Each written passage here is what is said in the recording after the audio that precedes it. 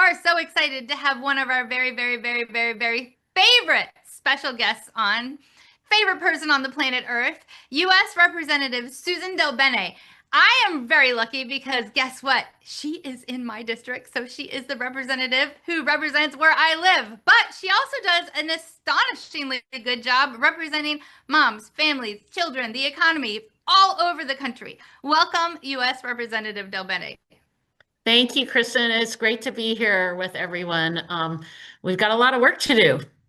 We have so much work to do. There is mayhem happening in the US Capitol where we have Republican leaders saying that they want to fund a ballroom, they want to fund more human rights abuses, and not doing anything about the out of control costs of gas, of groceries, of childcare, of healthcare. What is happening?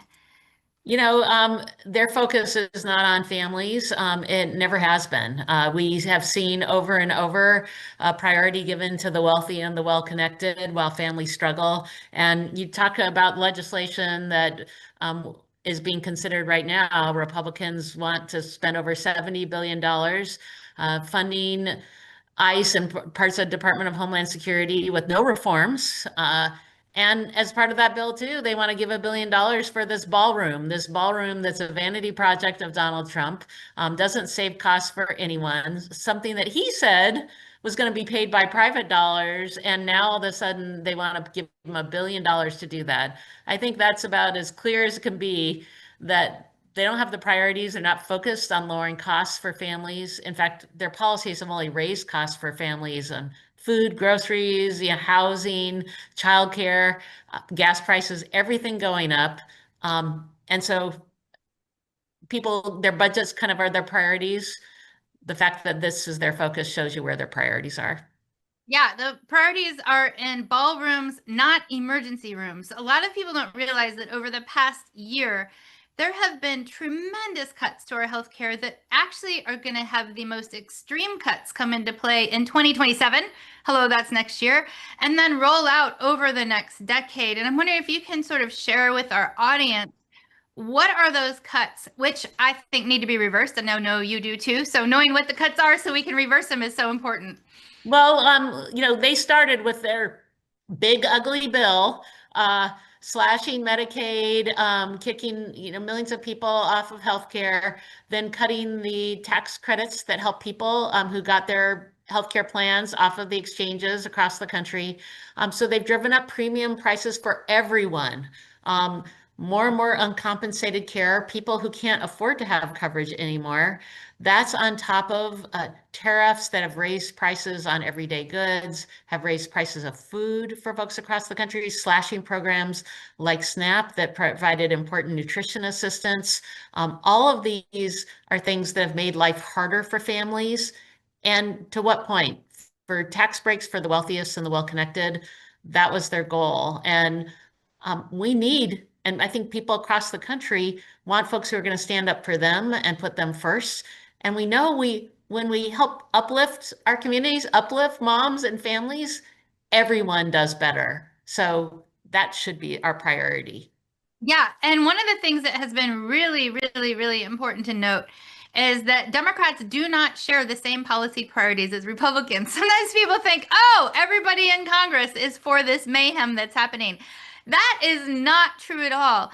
And in fact, Democrats have led on opening avenues for families to be able to go to work, to be able to raise kids who can thrive, to be able to contribute to their communities, including through something that you are a primary architect of, which we love at Moms Rising, standing ovation, which is the child tax credit. And I'm wondering if you could share a little bit about the child tax credit and how Republicans have been rolling it back.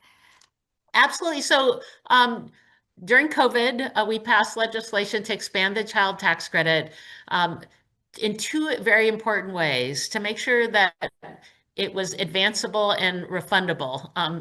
Big words that basically mean that we were getting people checks monthly, and that if you didn't have a big tax burden, if you didn't make enough money to have a tax burden, we still made sure you got the full credit.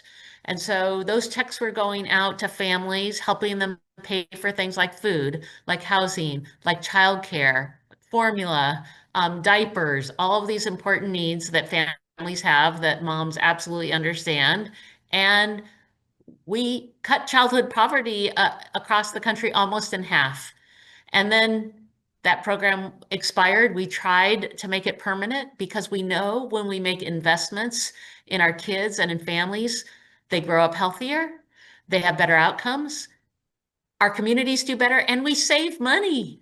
And so I think across the board, Republicans over and over again keep wanting, saying they're going to cut things because it quote unquote saves us money, but they cut things that actually lift people up and help us do better and that actually give us a great return on our investment. And the child tax credit, making sure that kids are getting off to a great start and that families are doing well, that's one of the best investments we can make.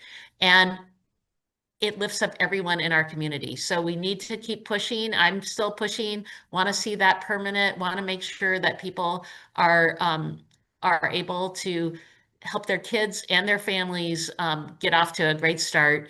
And there's data, tons of data at how successful this program is. So we're going to keep pushing because that's where we need to make, that's what our priority needs to be, not a ballroom that no one is interested in.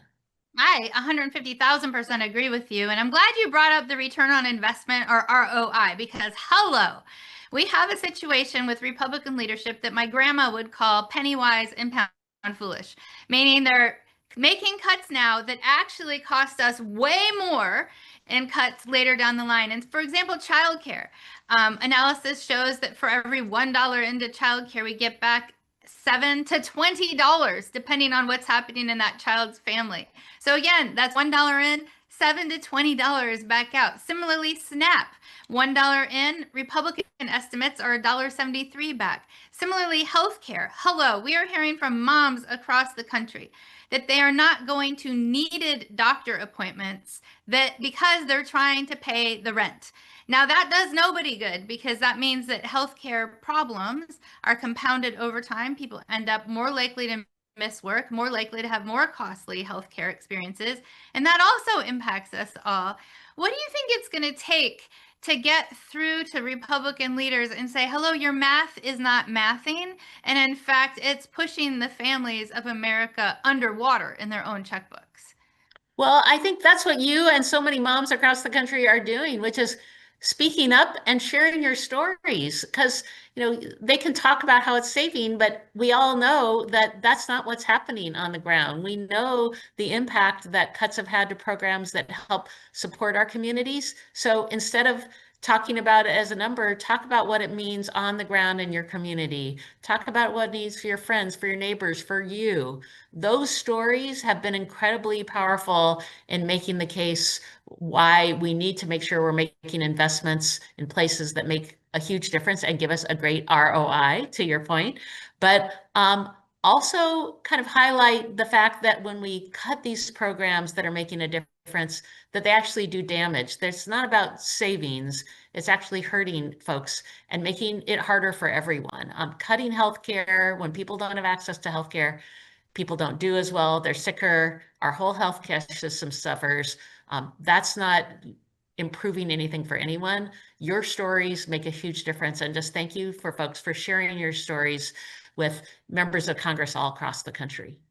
And thank you for raising that because a lot of times we hear from our members, oh, I don't know if it makes a difference if I share my story. I don't know if it makes a difference if I make a phone call. I don't know if it makes a difference if I sign an open letter to Congress. And what I'm hearing you say is it makes a difference. So I'll just say, does it make a difference when people reach out to their member of Congress? Absolutely. Our first part of our title is representative. And as representative, we need to hear from our constituents what's happening, how policies have impacted you. So absolutely reach out, share your stories with your representatives, because fundamentally, that's what really tells and should be telling folks across the country what our priorities need to be. I mean, I love that idea too. I'm ready for more elected leaders who are exactly like you. I feel like the luckiest constituent in America because I have one of the good ones. People, I have one of the good ones. Speaking of one of the good ones, what brings you hope? What keeps you going? Because a lot of people are like, oh my gosh, these headlines, disastrous. I'm going to be cynical and give up. But you're not giving up. Thank you so much. What's keeping you going and giving you hope? What keeps me going is are the voices of people across the country. I think people across the country see the damage that has been done by policies from this administration, by the lack of Republicans in Congress to stand up for the people that they represent and act as an independent branch of government, not just a rubber stamp. And people are standing up. They're standing up when they vote across the country at all levels of government, when they share their stories and actually challenge the policies that have been put in place, challenge this idea that, cutting nutrition assistance is saving money as opposed to hurting our communities. That's what gives, because I think the American people across the country agree with what we're talking about. And I think that's what brings about the change and the change in priorities. And I feel that's happening in every corner of the country. And you've worked on a lot of bills that have successfully been moved forward over your career. Thank you, thank you, thank you on behalf of all the moms and families in America. And I know the child tax credit is a huge, huge win. What are some of the other wins that you think about that fire you up to keep going? Well, I think making sure that we have policies like a tax policy that actually is fair, that isn't about favoring the wealthy and well-connected, but we are focusing our efforts on working families.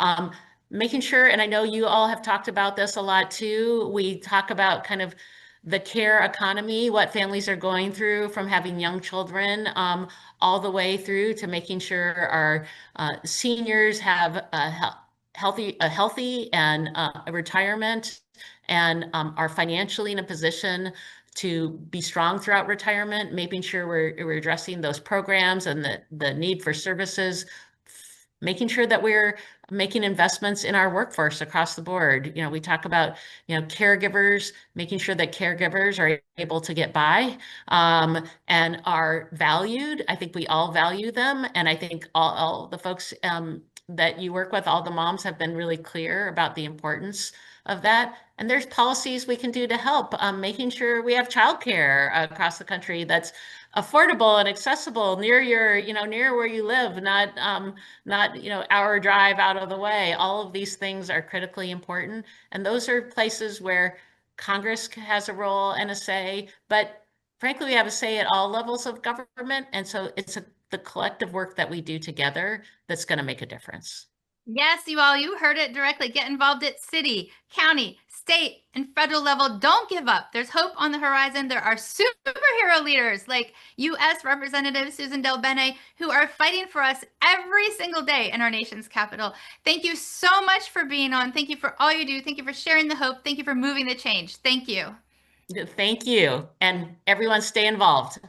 Thank you. Thank you.